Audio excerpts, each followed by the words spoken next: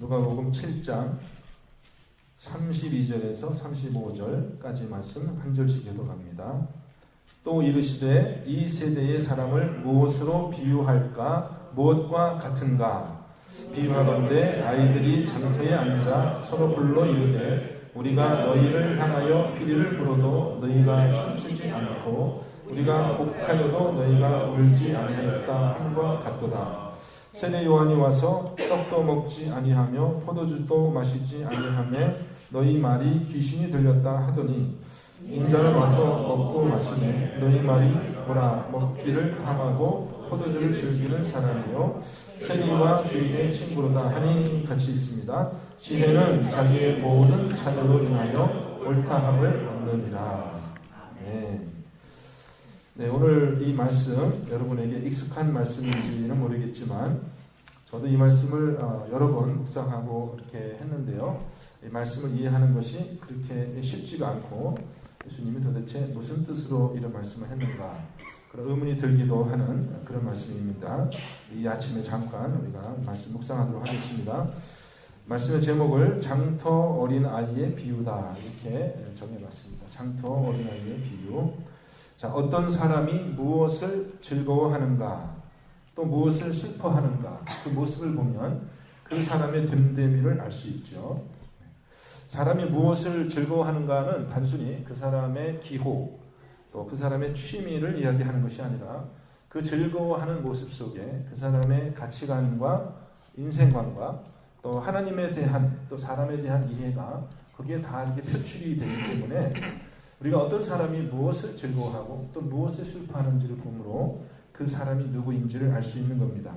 제가 어렸을 때 전통적인 그런 장례식에 참석해 본 적이 있는데요.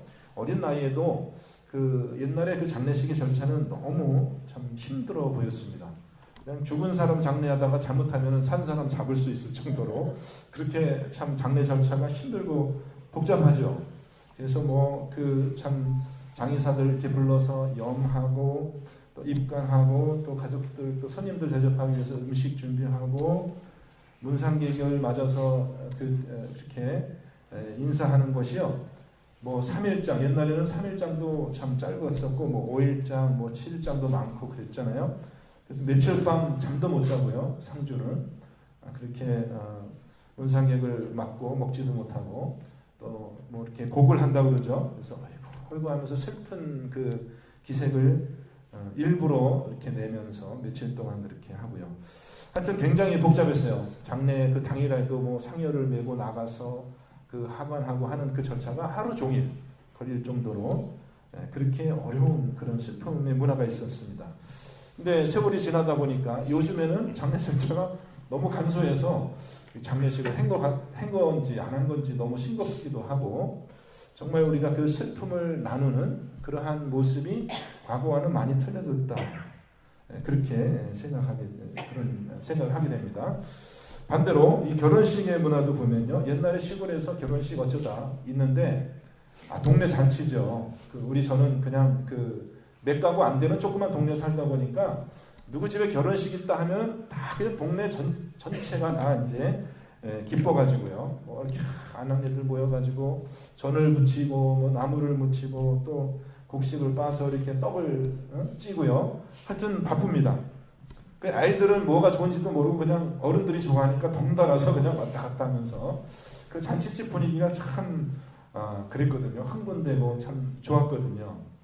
여러분들도 옛날에 그 초등학교, 국민학교, 소학교 시절에 소풍 가기 전날 밤에 잠 못 자고 그렇게 막 잠 설친 적이 있어요? 그 옛날에는 정말 그랬거든요. 저도 어렸을 때는 소풍 가기 전날에 잠이 안 와. 왜 그런지 모르지만 하여튼 잠이 안 와서 그렇게 우리가 그것을 참 기뻐하고 흥분하고 또 소풍 가는 날이면 그 마을 전체가 다 같이 소풍 가서 기쁨을 나누던 어떤 그런 기쁨의 문화가 요즘에는요 별로 없어요. 그런 것도요. 별로 없어요. 이웃집에서 뭐 좋은 일이 있어도 있는지도 모르고 또 뭐 안다고 해도 거기에 이렇게 참가하고 그렇게 하는 것들이 없는 것을 보게 됩니다.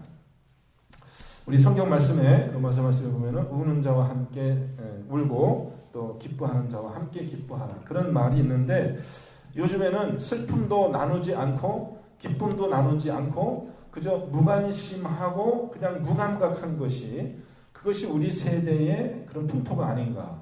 근데 예수님도 오늘 말씀을 보면은요, 한 가지 재미있는 비유를 통해 가지고 그 세대 사람들이 바로 그렇게 감성이 메마르고 이렇게 동감하지 못하는 그런 세대의 모습을 풍자하고 있습니다. 오늘 본문에 보면 예수님이 재미있는 한 가지 비유의 말씀을 하는데, 이것은요, 일종의 이 장터에서 어린아이들이 놀던 속꿉장, 우리로 치자면 소꿉장난입니다. 소꿉장난. 그러니까 애들이 흉내를 내서, 이제 어른들 흉내를 내서 하는데, 어떤 이제 놀이를 하냐면 한쪽 애들이 피리를 막 부는 겁니다. 그럼 피리를 막 불어주면 그 이제 반대편에 있는 애들이 그 피리 소리를 듣고 잔치집, 결혼식 잔치집에 이렇게 흉내를 내서 춤을 춰야 되거든요. 가만히 있는 거예요. 춤을 안 추고 가만히 있는 거예요. 심통이 나서. 그래서 이번에는 그래? 그러면 너희들이 그러면 춤추기 싫으면 그러면 이번에는 우리가 곡을 합니다. 장례식에 흉내를 내는 겁니다. 장례식에 흉내를 내서 막 곡을 하면은 이 애들이 울어야 되잖아요.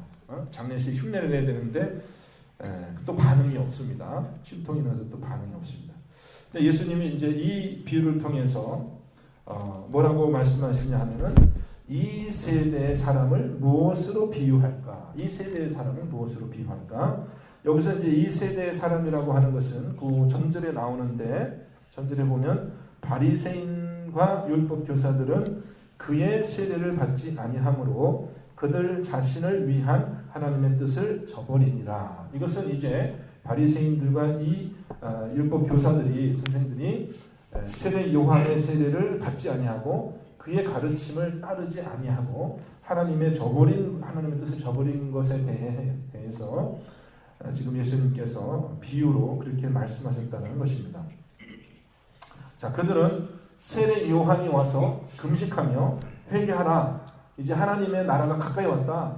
하나님께서 이 세상을 심판하실 때가 가까이 왔으니까 회개하라라고 금식하며 철저히 금욕 생활을 했죠. 그래서 세례 요한은 광야에서 약태 가죽 털옷을 입고 가죽띠를 띠고 그 다음에 메뚜기와 꿀을 먹으면서 그렇게 금욕적인 생활을 하는 것을 보고 비웃었습니다. 비웃으면서 이 사람이 귀신 들렸다 이거죠.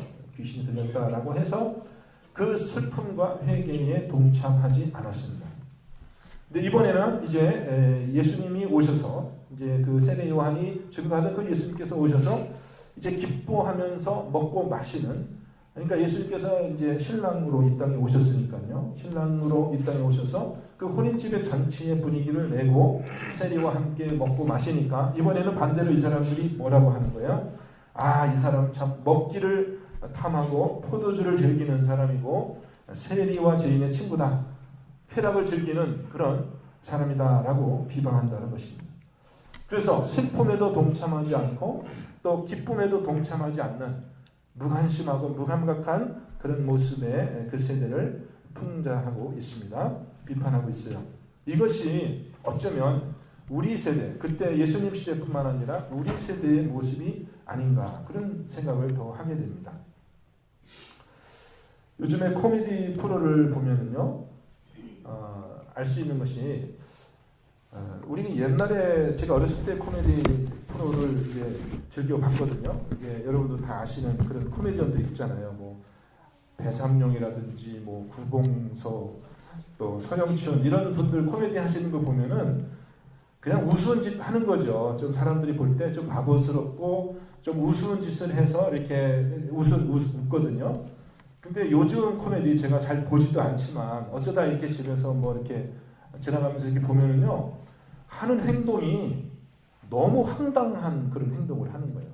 어떻게 보면은 이걸 보고 진짜 내가 웃어야 되나, 울어야 되나를 생각하지 못할 정도로, 이걸 보고 사람이 웃어야 되나, 제가 어떨 때 보면은 어떻게 저렇게 해서 사람을 웃기려고 하지라고 생각할 정도로 너무나 부끄럽고 너무나 사람들에게 보여줘서는 안 되는 그런 자극적인 행동을 하면서 사람들도 그걸 보고 웃으라고 그러는 거예요.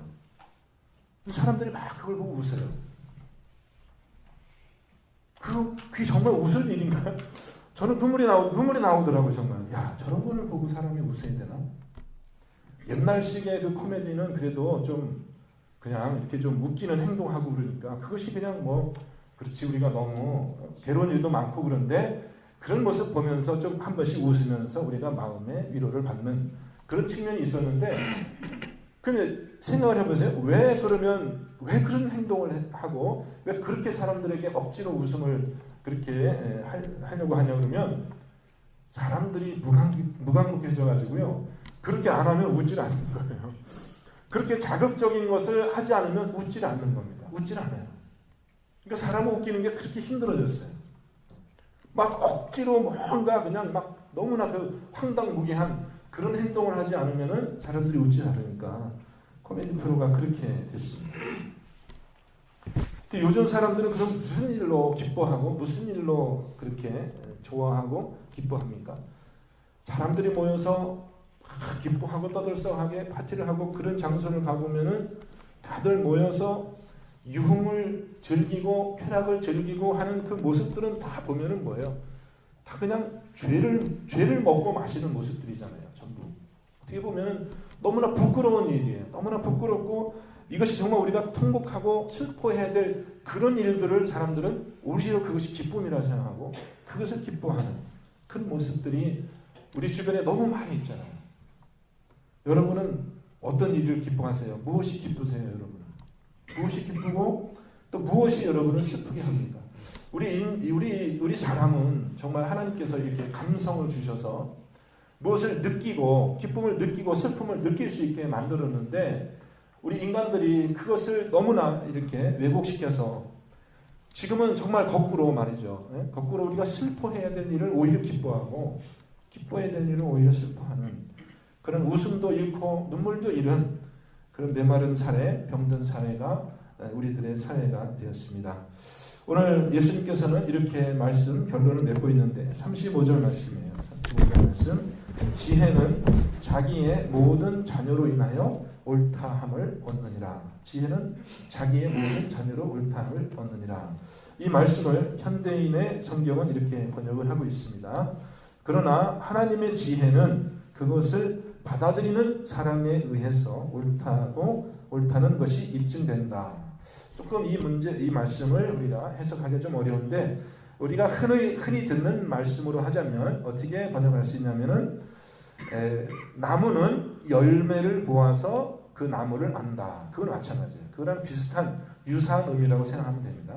지혜는 그 자녀로 인하여 옳다함을 얻는다라는 말의 뜻은 뭐냐면, 나무가 좋은 나무인지 나쁜 나무인지는 뭘 보면 안다? 열매를 보면 안다는 거예요. 열매를 보면 안다는 거예요. 그러니까 이 사람이 무엇을 기뻐하고 이 사람이 무엇을 슬퍼하는 것을 보면 그 사람의 그 됨됨이를, 그 사람의 그 사람이 어떤 사람인지를 우리가 알 수 있다는 것이에요.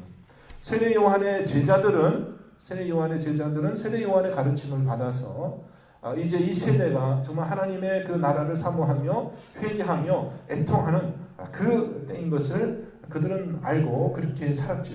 그래서 세례 요한의 그 제자들의 그들의 삶을 보면 과연 세례 요한의 가르침이 지혜로운 가르침이었는가를 우리가 알 수 있는 거예요. 그렇죠? 어떤 선생님이 정말 제대로 가르치고 있는지를 어떻게 알겠어요? 그 제자들을 보면 알 수 있는 거죠. 예수님의 제자들의 삶을 보면 예수님의 가르침이 정말 올바른 가르침이었는지 아닌지를 그들의 삶을 통해서 우리는 알 수 있는 겁니다. 여러분, 우리들의 삶을 보면, 우리들의 삶을 통해서 우리가 누구의 가르침을 따라 우리가 어떤 열매를 맺고 있는지를 우리의 삶을 통해서 그렇게 그것을 살펴볼 수 있는 것입니다.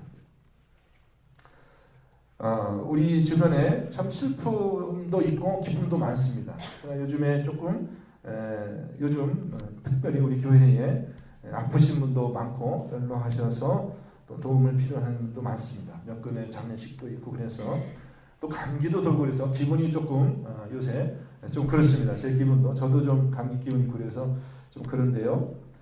정말 그 성경의 말씀처럼 우는 자와 함께 울고 웃는 자와 함께 웃어라 기뻐하라라는 그 말씀처럼 정말 우리가 이 슬픔의 감정, 또 기쁨의 감정을 우리가 서로 느끼고 통감할 때 어떻게 된다고 했어요? 슬픔은 같이 슬퍼하면 절반이 되고 기쁨은 같이 기뻐하면 배가 된다. 그런 말씀이 있는 것처럼 정말 우리가 느끼는, 우리가 공감하는 그만큼 그렇게 우리의 삶이 풍성해지고 우리가 정말 함께 살아가는 정말 하나됨이 이렇게 느껴지는 거죠. 근데 정말 우리가 느끼고 우리가 슬퍼해야 되고 정말 기뻐해야 될 그 근본적인 그 내용이 무엇인가라는 거예요. 예수님은 지금 어떤 슬픔을 이야기하고 있고 어떤 기쁨을 이야기하고 있느냐 이거죠. 예수님이 사례 요한을 통해서 증거했던 그 슬픔이라는 것은 뭐예요? 그것은 하나님 앞에 우리의 죄된 마음을 가지고 회개하는 마음으로, 애통하고 통회하는 마음으로 나가는 그 슬픔을 이야기하고 있습니다. 반대로 예수님께서 가지고 오신 그 기쁨이 있다는 것이죠. 그 기쁨은 뭐예요? 예수 그리스도께서 그 크신 은혜로 우리를 그런 모든 슬픔과 죄악 가운데서 건져주신 그 근본적인 기쁨이 우리에게 있습니다. 그래서 예수 그리스도의 그 승리의 기쁨이 저와 여러분의 기쁨이 되기를 바라는 것입니다. 근데 그 기쁨이 우리의 기쁨이 되고 그 기쁨을 우리가 서로 나눌 때 우리의 삶을 통하여서 그 예수 그리스도의 그 참된 지혜가 이 세상에 증거된다는 것이죠. 또 한편으로 우리에게 정말 이 세례 요한의 그 소식처럼 우리가 하나님 나라의 그 합당한 자가 되기 위해서 우리의 행실을 하나님 앞에 돌아보며 또 회개하며 슬퍼하는 슬픔이 우리 가운데 있어야 될 줄 믿습니다. 여러분, 이제 지난 수요일부터 사순절의 기간이 되었습니다. 이 사순절의 기간은 교회에서 전통적으로 예수 그리스도의 고난을 묵상하며 우리가 하나님께 참 신중한 마음으로 자신을 돌아보는 그런 시간입니다. 그렇지만 이 사순절의 끝에는 뭐가 있어요? 사순절 끝에는 우리가 기뻐하는 부활의 기쁨이 기다리고 있습니다. 그래서 이러한 정말 이 하나님께서 이 말씀으로 정말 저와 여러분의 이 심령을 특별히 우리 이 감정의 영역을 고쳐주셔서 우리가 그냥 이래도 흥 저래도 흥 아무것도 기대함도 없고 주일날 우리가 예배 나오면서도요. 예배 나오면서도 도대체 기쁜 마음으로 나와서 우리가 정말 하나님을 기대하는 그런 마음으로 나오는 건지 아니면 그냥 무관심하게 그냥 습관적으로 그냥 우리가 이렇게 나오는 그래서 기쁨도 느끼지 못하고 슬픔도 느끼지 못하는 그런 우리 마음의 병이 말씀으로 고쳐지고 또 하나님께 기도함으로 우리가 회복되어지는 그런 사순절 또 그러한 부활절이 되기 위해서 우리가 함께 집중하여서 또 그렇게 기도하는 그런 시절이 되기를 원합니다. 또 우리 주변을 이웃을 돌아보며 우리보다 더 또 연약하고 또 슬픔 가운데 있는 이웃들을 우리가 찾아가서 같이 위로해주고 또 기쁜 일이 있는 우리 교우들과 함께 기쁨을 나누는 그런 따뜻한 아름다운 이렇게 성령께서 교통하시는 우리 교회가 되기를 우리 주님의 이름으로 간절히 축원드립니다. 함께 기도하겠습니다. 주님, 정말 주님께서 만드신 우리 인성 가운데 슬픔과 기쁨을 느낄 수 있는 그런 감정을 우리에게 주셨는데 아버지 하나님, 우리가 그동안 이 모든 일들 가운데서 굳어지고 닫혀진 그 마음으로 무관심하고 또 무감각한 그런 병이 걸려있는 이 세대와 또 우리 자신들의 모습을 봅니다. 하나님 말씀으로 회복시켜 주시고 성령으로 깨끗게 하여 주셔서 하나님 우리가 주님 앞에 나아갈 때 기대감을 가지고 또 정말 그 느낄 수 있는 그런 마음을 가지고 그렇게 하나님을 기뻐하며 또 우리의 죄악들을 주님 앞에 고백하며 그렇게 나가는 우리 모든 성도님들 되기를 소원합니다. 사순절의 시절입니다. 주님 우리 마음에 경건함을 주님 사모하는 마음 주시고 이웃을 돌아보는 마음 주셔서 하나님을 기쁘게 하는 우리 모두가 되게 하여 주옵소서. 우리 구주 예수 그리스도의 이름으로 감사하며 기도합니다. 아멘.